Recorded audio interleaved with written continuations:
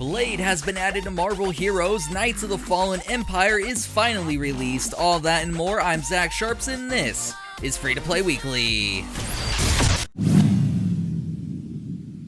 With invasions continuing to cause chaos in My.com's free-to-play MMORPG Skyforge, a brand new massive update is set to hit the title soon. Coming November the 12th, Journey of the Divine is set to release invasion avatars which pit 10 players against a challenging avatar that awards them with epic loot, the Pantheon Academy, which allows experienced players to provide mentorship to Pantheon members, and Divine Specializations, which will further empower players' divine forms to suit their preferred playstyles.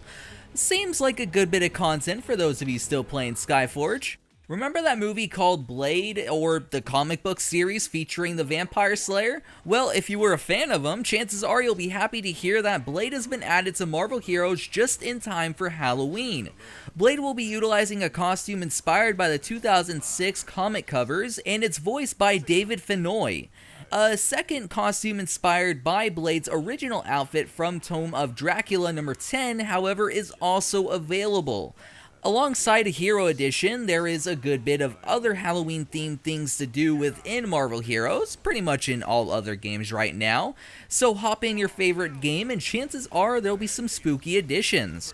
Those of you who are hyped for new Sandbox games will be excited to hear that Sandbox Interactive's fantasy MMORPG Albion Online is just around the corner. Players will be able to take the game for a spin during its closed beta beginning November 23rd.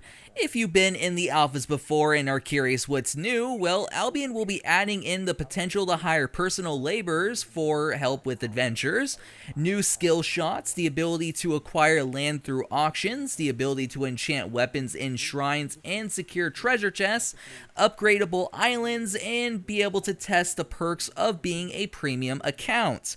Overall, pretty freaking hyped for Albion, and them adding more and more content with a clear path to launch makes me want to buy a Founders Pack. Have you tried out Albion? Leave a comment down below. The long wait is over, and BioWare's flagship MMO Star Wars The Old Republic has launched its latest story-driven expansion, Knights of the Fallen Empire. Featuring the first 9 chapters of player-driven storyline and more being added as the months go on, the new alliance system, more followers free to recruit, and a new flashpoint with multiple versions, there's a lot that just released for those of you strong in the Force. Newly subscribed players will also get a free level 60 character, so that's cool too.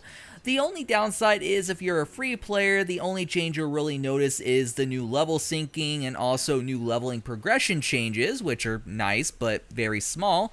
However, what else do you expect from what people call one of the most restricted free-to-play models? Hey, I love the game and even gave this expansion a 9.0 out of 10, and still I can even admit that.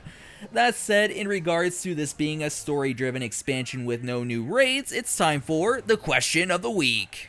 Last week on the show, I asked whether or not porting older games to Steam makes you more inclined to play them. A user by the name of Zayensa, sorry if I butchered her name, stated the following: porting older games doesn't make me more inclined to check them out if I didn't already when they were new.